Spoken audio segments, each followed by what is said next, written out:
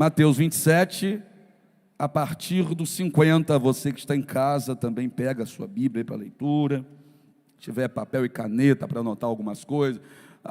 Pode anotar na Bíblia? Não, pode, a minha está aqui toda anotada da minha frente. Posso ler, sim ou não? E Jesus, clamando outra vez com grande voz, rendeu o Espírito. E eis que o véu do templo se rasgou em dois, de alto a baixo, e tremeu a terra, e fenderam-se as pedras, e abriram-se os sepulcros, e muitos corpos de santos que dormiam foram ressuscitados. E saindo dos sepulcros, depois da ressurreição dele, entraram na cidade santa, e apareceram a muitos. E o centurião e os que com ele guardavam a Jesus, vendo o terremoto e as coisas que haviam sucedido, tiveram grande temor e disseram: verdadeiramente, este era o Filho de... Diga assim: Jesus, o Filho de Deus. Curve a sua cabeça. Meu Pai, nos ensina nessa noite, trata de nós nessa noite, Senhor. Trabalha dentro de nós para que tudo do lado de fora mude, que não há mudança externa que não seja precedida da interna. Já aprendemos isso, Senhor, e só a palavra do Senhor é que pode penetrar onde é necessário tocar para que haja essa transformação. Queremos mais de Ti nessa noite. Sabemos que o Senhor é uma fonte inesgotável e queremos aprender mais. Os ouvidos estão abertos, o coração está entregue. Fala, Pai, Teus filhos ouvem em nome de Jesus, amém? Pode se assentar aí adorando o Senhor.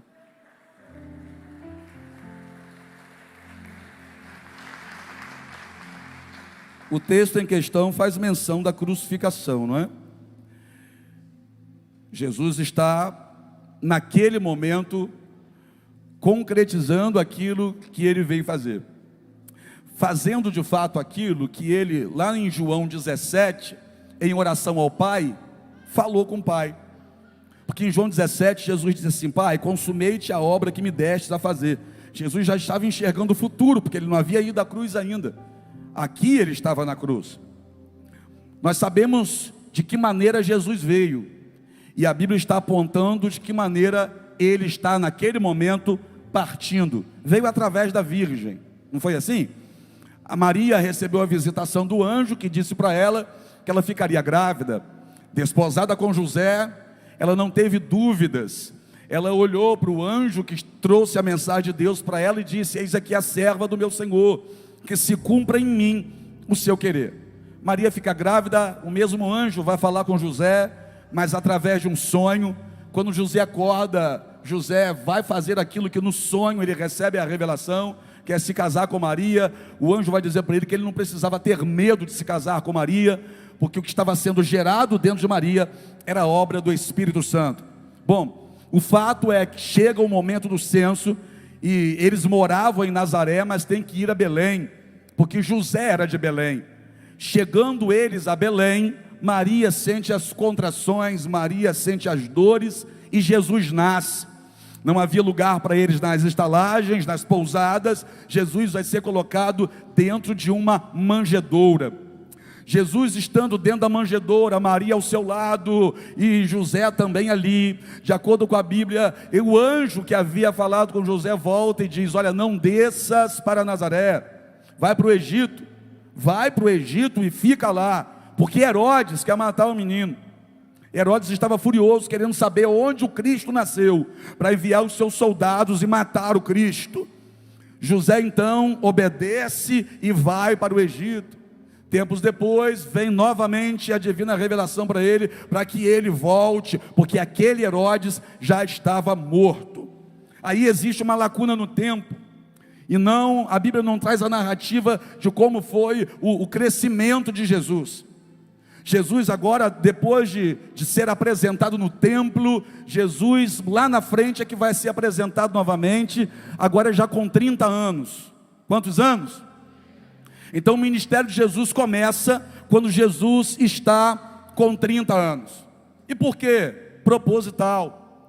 José foi governador do Egito quando tinha 30 anos. Davi começou a reinar quando tinha 30 anos. Ezequiel começou a profetizar quando tinha 30 anos. O ministério sacerdotal começava quando o sacerdote completava os seus 30 anos. Então Jesus, quando completa os seus 30 anos, pode então exercer o ofício. Vai começar o ministério de Jesus. E de que maneira que isso vai suceder? Jesus vai ser batizado por João. Olha que coisa. João o Batista estava no Jordão batizando as pessoas que vinham de todas as partes. Vinham de todas as partes para se submeter ao batismo de João. Aquele João que cresceu no deserto, se alimentando de gafanhotos e de mel silvestre. Mas é interessante que João acredita tanto no que ele prega, que o deserto em que ele está começa a ser transformado pelo poder da palavra que está sendo pregada lá.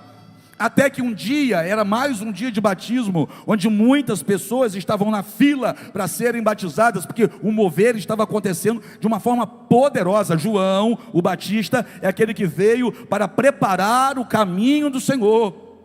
Até que um dia João olha e quem está entrando na água é Jesus. É Jesus que está entrando. E João vai dizer: aquele que está vindo, eu não sou digno nem de desatar um nó das suas sandálias. Vocês não têm noção de quem ele é. Eu perto dele sou como um nada.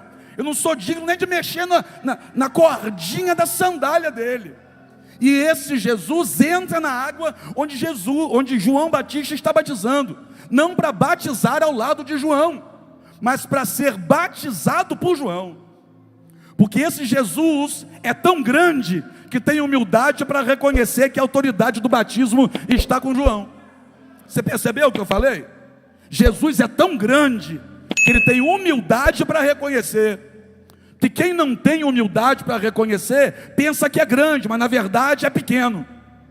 Grande é aquele que não tem dificuldade de se submeter quando entende que a autoridade está com o outro. Jesus se submete ao batismo de João. João olha para Jesus e ainda questiona: o Senhor é que devia me batizar, eu que precisava ser batizado pelo Senhor, e o Senhor vem a mim? Aí Jesus olha para ele e diz: faça isso para que se cumpra as Escrituras. João vai batizar Jesus. Imagina a cena, imagina a sensação de João, porque João sabe quem aquele ali é, João sabe que é Jesus. Pare e pensa no que João sentiu na hora. Jesus colocando as mãos sobre o peito, João com uma mão nas costas, com uma mão na frente de Jesus e descendo Jesus na água. Gente, que experiência extraordinária. E quando Jesus sai da água, o céu se abre e se ouve uma voz. É a voz do Pai. E o Pai vai anunciar para Jesus e para quem tem ouvidos ali. E o que o Pai vai dizer é o seguinte: este é o meu filho amado, em quem eu tenho prazer, em quem me comprazo, em quem tem prazer. Este é o meu filho amado, em quem eu tenho prazer. Então quem estava ali, agora sabe, aquele ali não é qualquer um, aquele ali é o filho de... Eu preciso que você grave isso. Aquele ali não é um profeta, aquele ali não é um pregador, aquele ali não é só um pastor, aquele ali é o filho de... Então diga mais uma vez: Jesus, o Filho de Deus. Quem estava ali ouviu, e Jesus ouviu o Pai dizer. Veio sobre ele o Espírito Santo, em forma corpórea como pomba, pousou sobre ele, e veio essa voz do céu, dizendo: é meu filho, e nele tenho prazer. Depois disso, o Espírito do Senhor conduziu Jesus para o deserto. Conduziu Jesus para onde? Para o... Que aquele que é cheio do Espírito Santo está preparado para vencer no deserto. Entendeu ou não? Dá para entender que ele não foi antes? Dá para entender que é só depois de ser cheio do Espírito Santo? Quando o Espírito Santo vem, agora ele está habilitado para vencer no deserto. E vai para o deserto. 40 dias jejuando. Quantos dias? 40 dias sacrificando a carne. E eu vou falar o que eu tenho dito. Jejum acompanhado de Big Brother não é jejum. Jejum assistindo novela não é jejum. Jejum comendo um doce gostoso não é jejum. Jejum fazendo um programinha que gosta de fazer não é jejum. Pergunta para mim, por quê? Porque jejum não se associa a prazer da carne. Então, se eu estou em jejum, eu tenho que eliminar todo o prazer da carne. Então faz jejum direito. Jesus vai para o deserto e se submete ao jejum como jejum deve ser, sem prazer nenhum para a sua carne. 40 dias depois de ter jejuado, Jesus teve fome. Diga aí, fome. E é nessa hora que Satanás aparece. E Satanás aparece agora e olha a semente da dúvida. Se tu és o Filho de Deus, se tu és. Mas há 40 dias atrás, Jesus e quem lá estava ouviu: este é o meu filho. Vamos lá, de novo. Jesus, o Filho de? Jesus é o Filho de Deus. Ele ouviu isso da boca do Pai. Quem estava lá também ouviu. 40 dias de jejum, lá vem Satanás e diz para ele: se tu és o Filho de Deus, diga essa pedra que se transforma em pão e coma ela. Se tu és o Filho de Deus, resolva o teu problema. Se tu és o Filho de Deus, dá um jeitinho aí. Se tu és o Filho de Deus, prova. Só que Jesus olha para Satanás, olha para a pedra e vai dizer: escrito está escrito, nem só de pão viverá o homem, mas de toda a palavra que sai da boca de Deus. Deuteronômio capítulo 8. Nem só de pão viverá o homem, mas de toda a palavra que sai da boca de... Perceba como Jesus vai vencer no deserto. Pastor Vitor, hoje em dia nas igrejas tem muito eis que te digo. Mas o eis que te digo nem sempre transforma a vida de ninguém. Mas quando tem uma palavra assim, ó, escrito está, aí a coisa muda de cenário. Porque quando a gente diz assim, ó, escrito está, eu estou dizendo o seguinte: não dá para ter dúvida de que quem falou foi Deus. O eis que te digo pode estar saindo da cabeça de um profeta que quer manipular pessoas. O eis que te digo pode ser pura enganação para o povo vir bajular depois. Agora, o escrito está, aí o buraco é mais embaixo, irmão. Aí a coisa é pesada. O escrito está não pode ser questionado. E Jesus não vai dizer para Satanás: eis que te digo. Jesus vai dizer: escrito está, nem só de pão viverá o homem. Vai lá, Deuteronômio 8. Satanás continua ainda a tentação e vai dizer: ó, se tu és filho de Deus, coloca ele no alto do monte, né? Se tu és o filho de Deus, lança-te daqui para baixo, porque está escrito, olha Satanás dizendo: está escrito que aos teus anjos dará ordem a teu respeito para que te guardem e não te deixe tropeçar em nenhuma pedra. Olha Satanás usando o Salmo 91:11. Aí Jesus olha para ele e diz: mas também escrito está, não tentarás ao Senhor teu Deus. Deuteronômio 6. Satanás não desiste, mostra a Jesus todos os reinos da terra e diz assim para ele: tudo isso eu te darei, se prostrado você me adorar. Só que Jesus é o filho de... Quem diz que filho de Deus adora demônio? Quem diz que filho de Deus se curva diante de outro Deus? Quem diz que filho de Deus acende vela diante de imagem? Quem diz que filho de Deus se prostra diante de Satanás? Não. Jesus olha para ele e diz: escrito está, adorarás ao Senhor teu Deus, e só a Ele servirás. Aí o texto vai dizer que Satanás se afasta. E quando Satanás se afasta, vem anjos do céu e servem a Jesus. Por quê? Porque filho de Deus não pode querer da mão de Satanás aquilo que virá através de anjos que Deus envia. Tem filho de Deus aqui? Eu estou pregando para filho de Deus ou não? Filhos de Deus não podem querer pegar da mão de Satanás aquilo que Deus dá ordem a anjos para enviar para cada um de nós. Então olha para o teu irmão e diga assim para ele: ó, suporta. porque Deus vai te honrar e vai trazer o que você precisa. Você não precisa fazer aliança que desagrade a Deus. Deus vai trazer o que você precisa. Você não precisa comer na mesa de Satanás. O Pai vai trazer o que você precisa. Satanás quis colocar em dúvida a paternidade. Você pegou no texto, né? Se tu és o Filho de Deus. Ele quer colocar em dúvida a paternidade. Só que Jesus sabe muito bem quem Ele é. Então pergunta para alguém: você sabe quem você é? Porque quando eu sei quem eu sou, o que fala ao meu respeito já não me atinge mais. Jesus sabe muito bem quem Ele é. Lembra de Jesus 3 dias ensinando sobre fé. A multidão ouve sobre fé e os discípulos também. Depois dos 3 dias, Jesus dispensa a multidão, olha para os discípulos e diz assim: ó, passemos para o outro lado. Lembra dessa história? Jesus entra com os discípulos no barco em Cafarnaum para chegar em Gadara, que está do outro lado. De acordo com o texto, Jesus adormeceu lá atrás no barco. Jesus deita com a cabeça sobre uma almofada e adormece. No meio do mar se levanta vento forte, tempestade, onda grande, começa a bater no barco, açoitar, de acordo com a Bíblia, açoitar o barco. Os discípulos começam a gritar apavorados, correm até onde Jesus está e diz: mestre, acorda, nós vamos perecer.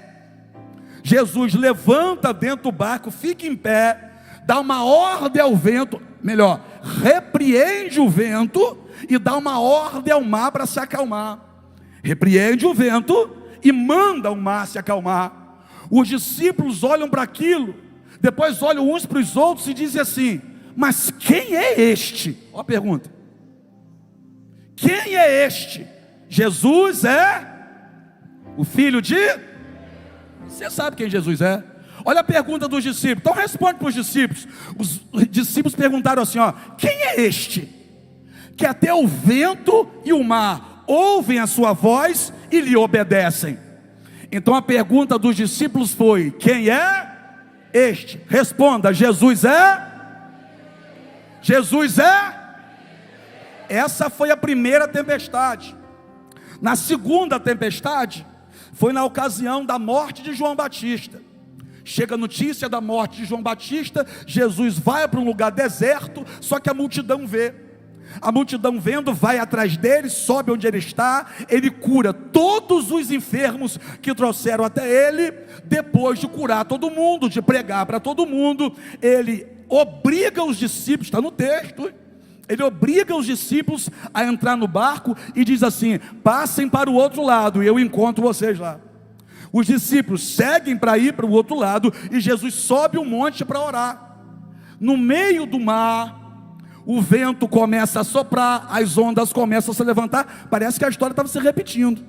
Vento forte, onda grande, açoitando o barco, discípulo desesperado. E Jesus agora não está no barco, Jesus está lá em cima do monte. Só que Jesus olhou, e a Bíblia diz que Jesus viu que os discípulos estavam cansados de tanto remar. Está no texto. Jesus viu que eles estavam cansados de tanto remar. Jesus desce do monte, vai encontrar com os discípulos caminhando por sobre as águas. Os discípulos pensam que é um fantasma. Jesus grita: calma, sou eu, não temais. Pedro, de dentro do barco, diz: se és tu, manda-me ir ter contigo por sobre as águas. Jesus diz: vem. O que Pedro faz? Desce do barco, vai ao encontro de Jesus caminhando por sobre as águas. De repente para, percebe o vento, começa a afundar, mas grita: Senhor, salva-me. Jesus vem correndo, pega Pedro, levanta Pedro e entra. Aí está no texto que Jesus entra com Pedro no barco. E a Bíblia vai dizer que quando Jesus entra no barco com Pedro, o vento para e o mar se acalma. Perceba, na primeira ele agiu com a palavra, na segunda ele agiu com a presença. Porque a presença ou a palavra pode acalmar qualquer tempestade. A presença ou a palavra pode transformar qualquer vida. A presença ou a palavra pode transformar qualquer situação. Está comigo aqui? Só que agora tem uma diferença. Na primeira, os discípulos perguntam uns para os outros: quem é este que até o vento e o mar ouvem a sua voz e obedece? Na segunda, quando ele entra e que o vento para e o mar se acalma, os discípulos olham uns para os outros e diz a Bíblia que a fala deles é a seguinte: verdadeiramente este é o Filho de Deus. Então vamos lá. Agora os discípulos sabem quem ele é. Os discípulos que na primeira ocasião perguntaram quem é este, agora os discípulos estão afirmando: verdadeiramente este é o Filho de Deus. Depois de 2 tempestades, agora eles sabem quem Jesus é. Após precisou 2 tempestades para o discípulo saber. E você, depois de tudo aquilo que Jesus já fez por você, tem hora que você duvida de quem ele é. Então peraí, depois de 2 tempestades, agora os discípulos sabem quem Jesus é. E você, depois de enfrentar tanta coisa e está aqui de pé, será que ainda tem dúvida de quem Jesus é? Jesus é o Filho de Jesus. E quem é Jesus? Para ensaio está muito bom. Tem muita boca aqui para pouca voz. Jesus é o... Que bom que você sabe. Vamos para a cruz agora. Não, vamos fazer o seguinte. Vamos primeiro dar uma chegada em Gadara. Porque na primeira tempestade, quando ele chega do outro lado, me lembrei aqui agora, quando Jesus desce do barco, vem um rapaz possesso por demônios. E quando o rapaz vem possesso por demônios, os demônios falam assim: que temos nós contigo, Jesus, Filho do Deus Altíssimo. Então os demônios sabiam o que tem crente e não sabe ainda. Olha o que os demônios vão dizer: Jesus, Filho do Deus Altíssimo. Então pera lá, os demônios sabem quem ele é. Agora os discípulos sabem quem ele é. E você sabe tudo o que acontece com ele. Ele faz a última ceia com os discípulos. Que bom que você vai ter ceia na sua casa com a sua família sábado. Eu vou fazer lá em casa e vou transmitir ao vivo. Quem estiver lá faz junto com a gente. Jesus vai cear com os seus discípulos. Depois da ceia ele vai para o jardim do Getsêmani, ele vai orar. E na oração dele a palavra é: Pai, se possível for, passa de mim esse cálice sem que eu beba. Jesus pediu isso 3 vezes, mas aquilo não foi possível. A vontade do Pai teve que prevalecer. Jesus foi preso, Jesus apanhou, recebeu uma coroa de espinho na cabeça, carregou a cruz pelo caminho, foi subindo o Monte Caveira ou Gólgota, e lá em cima foi crucificado. Naquela cruz, Jesus falou 7 frases. Uma delas me choca, porque Jesus olhou para o Pai e disse assim: Pai, perdoa-lhes, porque eles não sabem o que fazem. Será que a gente não sabe? Será mesmo que a gente não sabe? Pai, perdoa-lhes, porque eles não sabem o que fazem. Uma das 7 frases que Jesus disse foi: tenho sede. Quem estava ali teve a oportunidade de entregar a coisa certa a Jesus, mas ao invés de entregar a coisa certa a Jesus, entrega uma coisa errada. O quê? Uma esponja que absorveu o vinagre. Enche a esponja de vinagre e levam até a boca dele. Ele pediu água, ele está dizendo: tenho sede, e alguém vai dar vinagre. Uma das 7 frases que Jesus vai dizer na cruz é: Deus meu, por que me desamparaste? Foi uma das 7 frases que ele disse na cruz. Mas tem uma frase que ele vai dizer na cruz que vai ser o fechamento. Jesus vai dizer: Pai, em tuas mãos. Aí é Pai, aí não é Deus. Pai, em tuas mãos eu entrego o meu espírito. Está aí no texto que nós lemos. E Jesus, clamando outra vez com grande voz, rendeu o seu espírito. Quando Lucas vai falar, a fala é essa: Pai, em tuas mãos eu entrego o meu espírito. O que aconteceu aqui? Jesus morreu. Diga aí, morreu. Isso é uma verdade. Jesus morreu. E na sequência, versículo 51, e eis que o véu do templo se rasgou em dois, de alto a baixo. O véu espesso do templo se rasgou em dois. Não foi de baixo para cima, mas foi de cima para baixo. Agora a pergunta é: por que esse véu se rasgou? Eu vou falar para você do costume judaico, que dentro do costume judaico, quando um filho morria, o que é que o pai fazia? Quando um filho morria, o pai pegava as suas duas mãos, colocava exatamente nessa posição de sua roupa, ou de sua túnica, ou seja, no meio, e rasgava, de cima a baixo. Isso era costume judaico. Prove, vou usar a Bíblia para provar, fica tranquilo. Lembra de Jacó? Quando pensou que uma fera tinha matado o filho dele, José? Porque José foi procurar os irmãos em Siquém, mas de Siquém, José teve que ir para Dotã, porque os irmãos estavam em Dotã. Lembra dessa palavra? Quando José chega em Dotã, os irmãos tramam a sua morte, mas alguém vai dizer: mata não, vamos vender ele como escravo. José chega, jogam José dentro do poço, mas antes arrancam a túnica colorida de José. Arrancam a túnica colorida dele, vem a caravana de ismaelita, vendem José para essa caravana. José segue caminho agora do Egito, e o que eles fazem com a túnica? Ninguém vestiu, ninguém pegou para si a túnica de José, até porque aquilo que o pai te deu só cabe em você. Então ninguém fica com a túnica de José. O que eles fazem? Eles rasgam a túnica de José, pegam um animal, matam e sujam de sangue e levam para o pai. E quando chegam à casa ou à tenda, vão mostrar a túnica do filho, que é aquela túnica que não tinha outra igual, era uma túnica única, o pai mandou fazer para o filho. Aquela túnica era inconfundível, não dava para confundir outra túnica com aquela.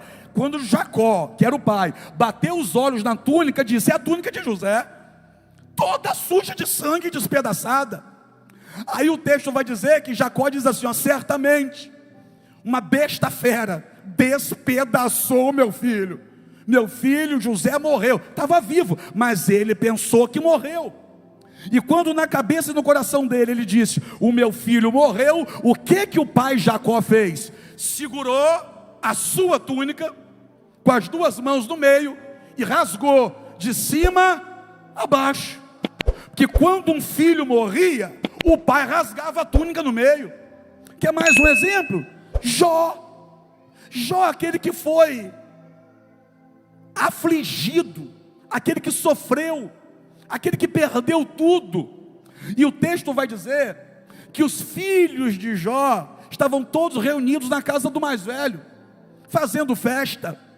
Soprou um vento dos quatro cantos, derrubou a casa em cima deles, e os 10 filhos de Jó morreram. Quando a notícia chegou que Jó perdeu o camelo, Jó não rasgou túnica.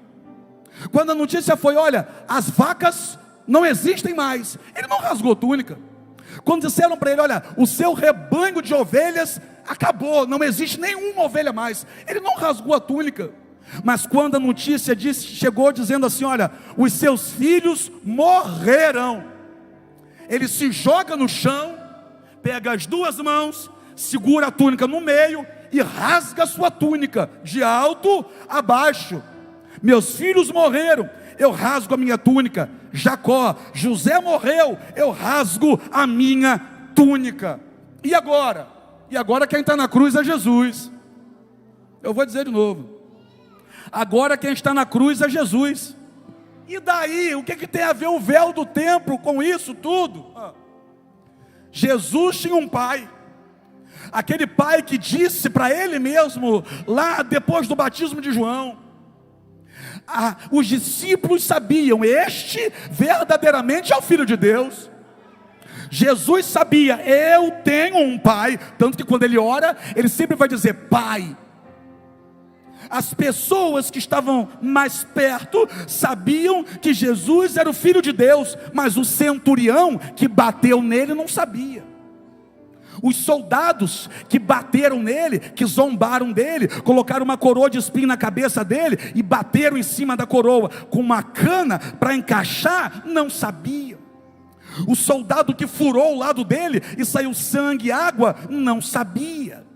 Os soldados que bateram os pregos na mão direita, mão esquerda nos pés, não sabiam. Não sabiam não, está no texto, não sabiam. Não sabiam não. Para eles era um criminoso qualquer, que Jesus por eles foi tratado como um criminoso qualquer, só que não era. Jesus quem é Jesus? Quem é Jesus? Fala com o pulmão, de novo para ficar bonito. Quem é Jesus? Aí quando Jesus lá na cruz entrega o seu espírito, dá o último suspiro e morre, se ouve um trovão, e o templo, lá no templo, o véu se rasgou, de alto a, que toda vez que filho morre, o pai rasga as vestes no meio. Não foi o homem que rasgou, não foi a tempestade que rasgou, foi de cima a baixo, que quando um filho morria, o pai não tirava a túnica e rasgava no chão, não, ele rasgava de cima a baixo. O que é isso? É a dor, meu filho morreu. Aí o véu do templo se rasga de alto a baixo. O centurião, aí está no texto que nós lemos, o centurião e os soldados olham uns para os outros, e quando percebem que o véu se rasgou de cima a baixo, eles entendem. Na hora que o véu rasgou, eles entenderam. Interessante que Jesus está na cruz dizendo: Pai, perdoa eles, e eles não entendem quem é Jesus. Jesus está na cruz do meio. O ladrão do lado direito diz: Senhor, lembra-te de mim quando entrares no teu reino. Eles estão ali ouvindo aquilo e eles não estão entendendo quem Jesus é. Mas quando Jesus morre e o pai rasga o véu no meio, eles olham e dizem: o filho morreu, o pai rasgou o véu. O filho morreu, o pai rasgou o véu. O centurião olha para os soldados que estavam debaixo do seu comando, um olha para o outro com o olho arregalado e diz: verdadeiramente este era o Filho de Deus. Oh meu Deus, verdadeiramente este era o Filho de Deus. Jesus quem é? Jesus quem é? Agora pergunta para o teu irmão: e você quem é? Estou terminando. Porque se agora os discípulos sabem, agora os soldados romanos sabem, o centurião que era o chefe deles sabe, todo mundo que está ali está apavorado, porque agora ficou provado, quando o véu se rasgou no meio, que ele tinha um pai, e o pai rasgou o véu no meio quando o filho morreu. Agora todo mundo está olhando e está dizendo: ih, deu ruim. Deu ruim para a gente que bateu nele, deu ruim para a gente que zombou dele, está complicado para a gente, porque verdadeiramente ele era o Filho de... Tudo bem, a gente também sabe disso. Agora, Larão, e você quem é? Jesus disse quem você é. Jesus disse quem nós somos. Como assim? Está escrito. Certa vez os discípulos chegaram perto de Jesus e disseram assim: Senhor, ensina a gente a levantar paralítico. Foi isso que os discípulos disseram? Não. Senhor, ensina a gente a correr em cima da água. Foi isso que os discípulos disseram? Senhor, ensina a gente a fazer mágica. Foi isso que os discípulos fizeram? Senhor, ensina a gente a fazer a revelação. Foi isso que os discípulos disseram? Olha o que os discípulos pediram: Senhor, ensina a gente a orar. Ensina a gente a orar. Que os discípulos perceberam uma coisa: o sucesso do ministério dele é a oração. Porque antes de repartir o pão ele ora, antes de ressuscitar Lázaro ele ora, antes de fazer qualquer coisa ele ora, e depois que ele termina ele também ora. Ele curou os enfermos e subiu o monte para orar.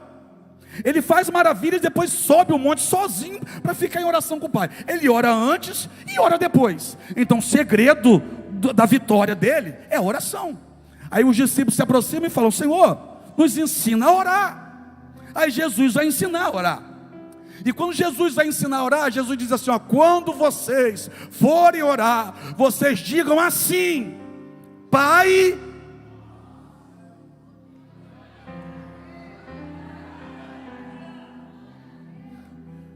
Vou repetir. Os discípulos estão ouvindo Jesus, e Jesus vai abrir a boca para ensinar. Aí quando Jesus abre a boca para ensinar, Jesus diz assim para eles: quando vocês forem orar, vocês orem assim: Pai de Jesus. Foi assim que Jesus ensinou? Pai do Mestre, foi assim? Pai do Cristo, Pai do Messias, foi assim? Pai. Olha aqui para mim. É melhor o diabo parar de querer ficar mexendo com você, porque você tem pai. É melhor essa depressão bater em retirada, você tem um pai. É melhor esses demônios darem meia volta e não querer mais tocar na tua família, porque você tem um pai. É melhor essa turma que se levanta contra você abaixar a cabeça e ficar quieto, porque você tem um pai. É melhor parar de perseguir você. É melhor parar de ficar fazendo fofoca com o teu nome. Você tem um pai. Pai nosso. Pai nosso. Levanta essa cabeça, tu tem pai. Uma das grandes dificuldades na vida do ser humano é a falta de paternidade. A falta de paternidade mexe. A falta de paternidade faz gente crescer sem identificar a sua verdadeira identidade. Tem gente que não sabe quem é ainda direito. Pensa que sabe, mas não sabe. Por conta de carência, falta de paternidade. Vai virar até matéria, se não me engano, de uma reportagem que vai passar na TV. Eu vi um anúncio disso aí. A falta de paternidade mexe com o emocional e com o psicológico de muita gente. E tudo que o diabo quer é dizer para você que você não tem pai. Apóstolo, mas realmente eu não tenho pai. Eu nem sei quem coabitou com a minha mãe. Eu não sei de nada, eu não tenho. Não estou falando agora aqui. Porque assim como ele quis fazer Jesus duvidar de quem era, para aí. Se ele tentou fazer Jesus duvidar de quem era, por que ele não tentaria fazer isso com você? Aí você aceita uma vida de fracasso, como se você não tivesse pai. Aí você aceita ficar vivendo pelos cantos, uma vida na margem, como se você não tivesse um pai. Aí você aceita o que a vida te dá, como se você não tivesse o pai, como o pão que o diabo amassou, como se não tivesse pai. Acha que não vai crescer na vida, como se não tivesse pai. Acha que não tem valor nenhum, porque na tua cabeça a impressão que se tem é que você não tem um pai. Olha o que Jesus falou: quando for orar, quando for falar com ele, para de ficar procurando palavra bonita. Ó, excelso Deus, ó, magnífico, para. Olha o que Jesus falou: chama ele de pai. Eu sei que a turma da religiosidade pira comigo, mas você pode abrir a tua boca e chamar ele de pai. Ele quer ter relacionamento de pai e filho com você. E como que é relacionamento de pai e filho? Como se deve ser. Talvez na tua casa você não teve referência, que o teu pai nunca te abraçou, teu pai nunca te colocou no colo, teu pai nunca dedicou tempo a você. Isso aí não é relacionamento de pai e filho. Deixa eu te dizer o que é relacionamento de pai e filho. O filho tem prazer em ficar do lado do pai. O pai tem prazer em sentir o cheiro do filho. O filho ama quando o pai o abraça. O pai ama abraçar o filho. Não falta colo para um pai, para um filho que tem um pai de verdade. Isso é paternidade. Pai abraça, pai beija, pai cuida, pai protege, pai ensina, pai levanta quando cai, pai ajuda a cicatrizar a ferida. Aleluia. E a boa notícia dessa noite é: aquele que lá atrás morreu na cruz, o véu se rasgou para mostrar para você e para mim que aquilo não era frase de efeito. Ele tinha um pai, e se ele tinha um pai, então eu também tenho um. O que deixava os fariseus furiosos era quando Jesus dizia isso.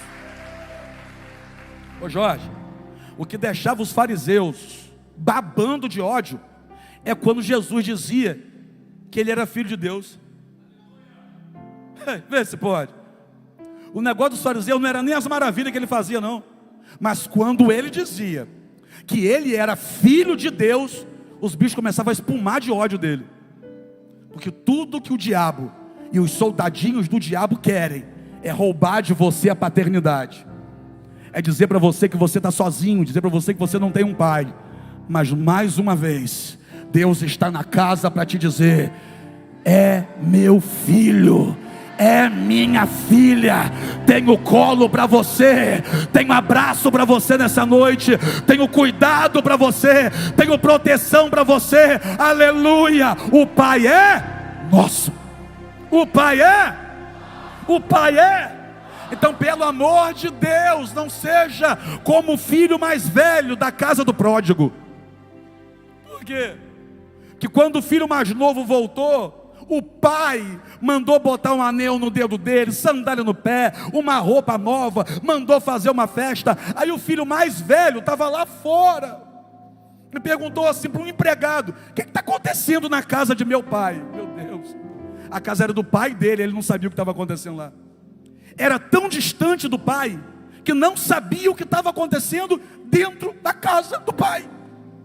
Aí o empregado vai dizer: está sabendo? Não estou não. É que o teu irmão mais novo, que perdeu tudo, voltou. E quando voltou, teu pai abraçou ele, mandou botar uma roupa nova, um anel na mão, sandália nos pés, matou o bezerro cevado e está fazendo uma festa para ele lá. Como é que é?